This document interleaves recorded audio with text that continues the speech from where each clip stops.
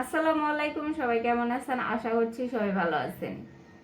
এই ঈদে যারা বাড়িতে গেছেন বা যারা বাড়িতে যাবেন, আপনার ঘরদুয়ার, আপনার বাসা বাড়ি অবশ্যই ভালোভাবে লক করে যাবেন এবং বিষাক্ত কোনো জিনিস থাকলে সেগুলো ঢেকে যাবেন। দরজা জানলা ভালোভাবে আটকে তারপরে যাবেন। এবং যারা বাড়ি থেকে ফিরে আসবে 10 দিন থাকার পরে, 10 দিন 11 দিন যাদের যা ছুটি আছে, এরপরে এসে অবশ্যই আগে আপনারা দরজা জানলা ভালো করে খুলে দিয়ে ঘরে ফ্যান দিয়ে তারপরে ঘরের মধ্যে বসবেন। না হলে ঘরের মধ্যে যে একটা গ্যাস প্রতিক্রিয়া হয়ে থাকে, সেটার কারণে আপনি অসুস্থ হয়ে যেতে পারেন।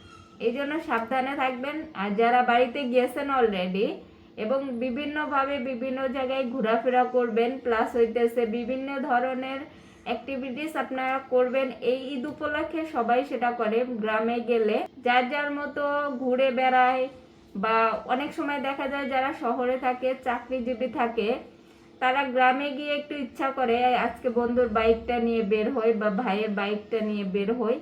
আপনারা কিন্তু এতটা দক্ষ না, এই জন্য খুব সাবধানে বাইক চালাবেন।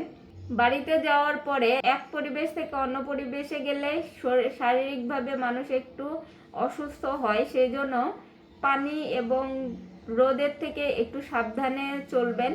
পাশাপাশি বেশি রোদে যাবেন না, তাহলে আপনারা শারীরিকভাবে অসুস্থ হয়ে যেতে পারেন। গ্রামে গেলে সবাই চিন্তা করে এর বাড়িতে ওর বাড়িতে একটু ঘুরে বেড়ায়। বাচ্চাদের এক্ষেত্রে সাবধানে রাখবেন।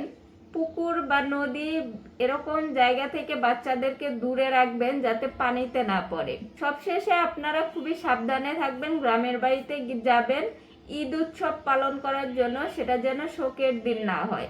এই জন্য আপনারা যে যেখানেই যান না কেন খুবই সাবধানতা অবলম্বন করবেন। আপনাদের সবারই ঈদ খুব ভালো কাটুক, সুস্থ থাকেন, ভালো থাকেন। আল্লাহ হাফেজ।